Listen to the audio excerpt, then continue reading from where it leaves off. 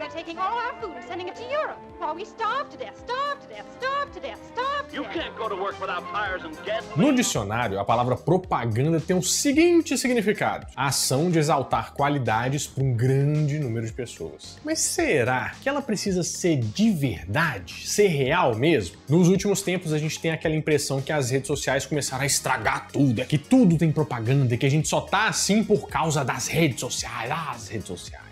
Mas a verdade mesmo é que a propaganda está entranhada na nossa sociedade desde o comecinho ali. E eu vou te pedir encarecidamente, não acredite em nada que eu te falar nesse vídeo. Porque hoje a gente vai fazer uma história pela propaganda do mundo. É hoje no Nerd Show.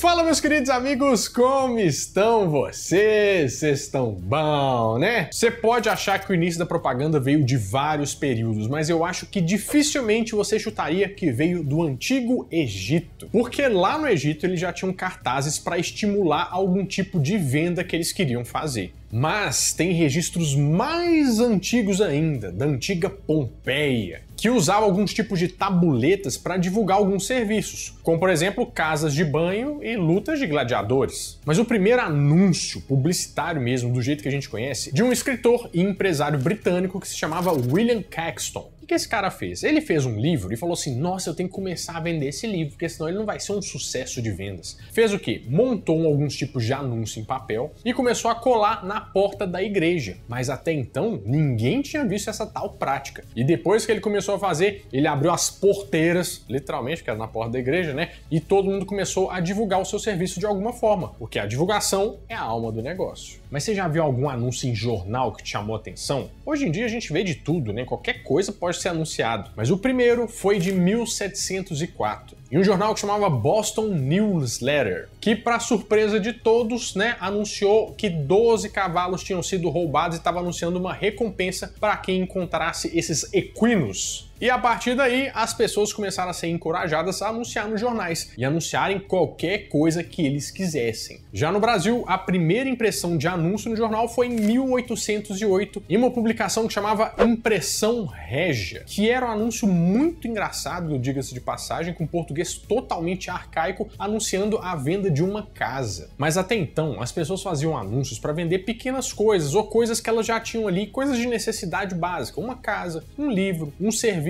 Mas tudo isso muda com a Revolução Industrial, que talvez você já saiba, mas não custa lembrar, que a Revolução Industrial meio que revolucionou os bens de consumo, porque a partir de agora tinham fábricas e isso tudo era criado em larga escala, ou seja, não é mais aquele alfaiate que ia fazer o seu terno italiano, ele ia entrar numa linha de produção e iam fazer vários. E por isso que precisa de propaganda, porque quando a oferta é demais, você precisa se diferenciar, você precisa criar uma imagem boa daquilo, uma confiança daquilo. Já em 1886 veio o primeiro anúncio da Coca-Cola. Em 1904, o primeiro anúncio com uma celebridade de apoio para fazer a imagem. E você já deve ter visto que algumas propagandas sempre apelam muito para, assim, vamos dizer, a falta de roupas, se é que a gente pode dizer assim. Em 1880, as mulheres ainda faziam anúncios de produtos com roupas, mas totalmente vestida com muita roupa mesmo. Já o primeiro nude foi em 1936 e fazia parte de uma campanha de vendas de sabonetes. Mas nada parecido com as propagandas de cerveja dos anos 90, nada disso. Esse é um resumo muito rápido da história da propaganda, que era totalmente baseada em produtos.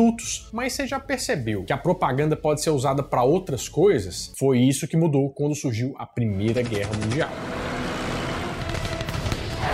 É engraçado pensar que um dos maiores gastos que aumentou no mundo inteiro com a guerra foi a propaganda, principalmente nos Estados Unidos. De 1880 até 1920, os gastos subiram de 200 milhões de dólares para 3 bilhões de dólares. Pois é, mas uma guerra? Por que a gente precisa fazer propaganda numa guerra? Porque, na verdade, você tem que justificar alguns pontos para a população. O único jeito do governo falar com a população é através de propaganda. Não dá para falar de um em um. E eles tinham dois focos, que era justificar por que os países entraram na guerra, porque eles tinham um motivo, e também fazer propaganda para recrutar para os jovens, porque sem jovens, sem mão de obra, não tem guerra. Tanto que o tio Sam ficou aquela coisa icônica, né, de falando assim, eu quero você no exército dos Estados Unidos. Ele era uma grande propaganda. I want you so bad.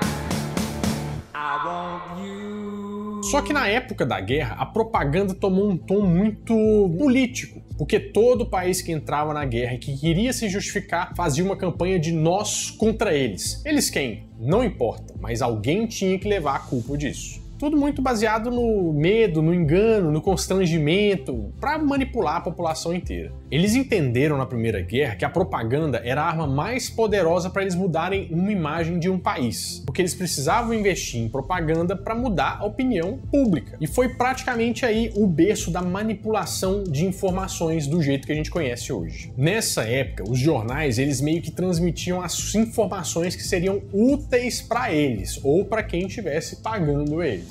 Você quer um exemplo prático disso? Por exemplo, você já assistiu um jogo de futebol no Sport TV? Que é assim, ó, um negócio totalmente imparcial, o narrador meio que não torce pra ninguém, os comentários são muito vagos, ao contrário de uma transmissão, por exemplo, do Cruzeiro, que a gente fica aqui doido, o Cruzeiro, eles são os melhores jogadores. O momento do time pode ser péssimo, que o narrador vai deixar aquela ideia de que a gente poderia ter feito mais, que o time não é uma beleza. Isso é totalmente parcial e muito propagandista. Só que a propaganda nessa época teve alguns problemas, principalmente com os soldados, porque eles falavam uma coisa e os soldados estavam lá na guerra e falavam assim, mas isso aqui não aconteceu dessa forma aqui não, não explodiu desse negócio, não foram tais pessoas que fizeram, e tiveram muitos conflitos, o que causou uma perda da fé nos jornais naquela época por parte dos soldados. Só que na guerra, especificamente, existem 3 tipos de propaganda que todos os países faziam. A propaganda interna, a externa e a propaganda de desencorajar o inimigo. A propaganda interna é aquela propaganda que vai deixar o bem contra o mal, sabe assim, nossa, meu Deus, nós somos os mocinhos, mas tem aquele pessoal que tá destruindo com tudo e nós temos que acabar com eles. Ao mesmo tempo em que eles falam assim, venham jovens, vamos derrotar esse inimigo, vamos nos alistar, vamos formar um exército maior, que precisa de gente. A propaganda externa também é chamada de contra-propaganda, que é uma propaganda feita para você desmentir o inimigo. E a propaganda de desencorajamento é aquela que vai falar, tipo, o meu é melhor que o seu, ou seja, nem tenta, porque a gente tem uns mísseis muito da hora aqui. O que o nosso exército já matou diversos ursos com as mãos, a gente é muito bom. Um exemplo muito interessante da propaganda que eles faziam externamente era jogar panfletos nos campos de batalha,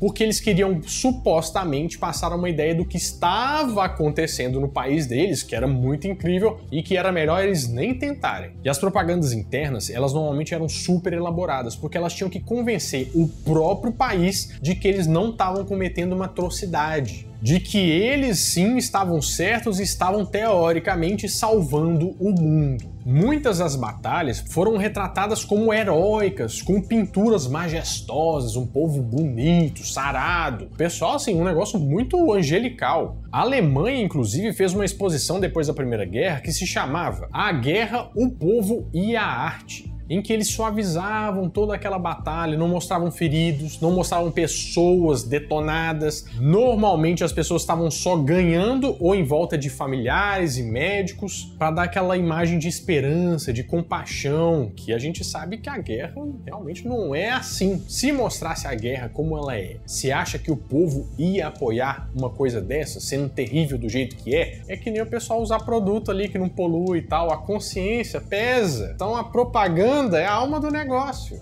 Um contraponto muito interessante com isso é um filme que se chama Vá e Veja, de 1985. É um filme que mostra a visão de um soldado, mas numa versão totalmente realista de como realmente é a guerra. Eu até não recomendo as crianças assistirem esse filme porque o negócio é pesado, mas na propaganda é tudo às mil maravilhas.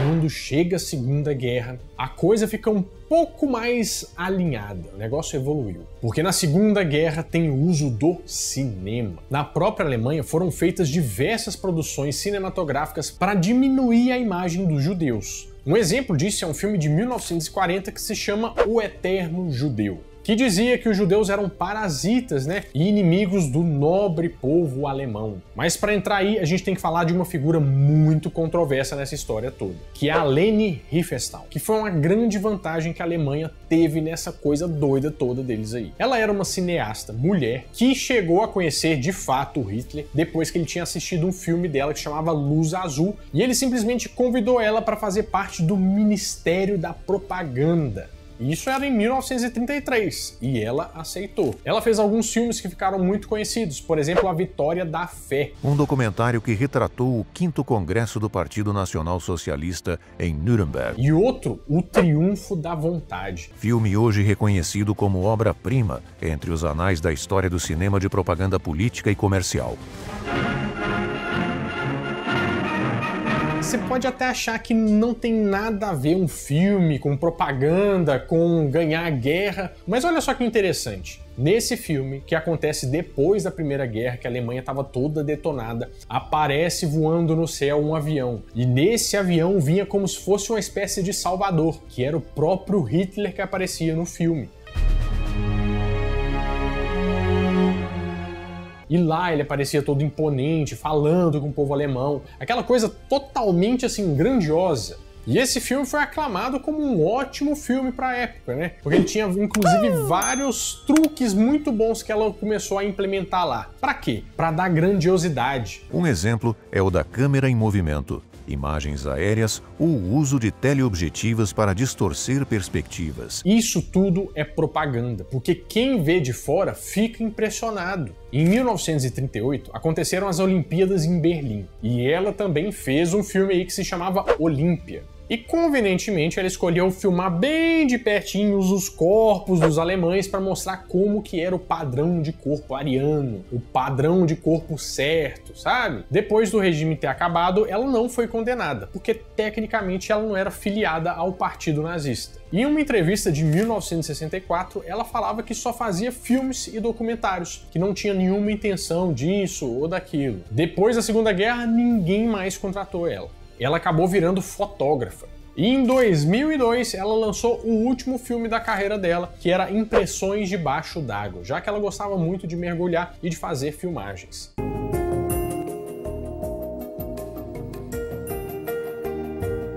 Ela faleceu em 2003 aos 101 anos de idade. E com certeza virou uma das pessoas mais controversas da história. Mas se teve um lugar que a propaganda foi impulsionada pela Segunda Guerra, foi nos Estados Unidos. Por exemplo, a própria Coca-Cola fazia propaganda junto do exército americano. E o mais impressionante, eles começaram a usar os desenhos animados como propaganda de guerra. Por exemplo, em 43, a Disney lançou um desenho em que o Pato Donald é tratado como nazista.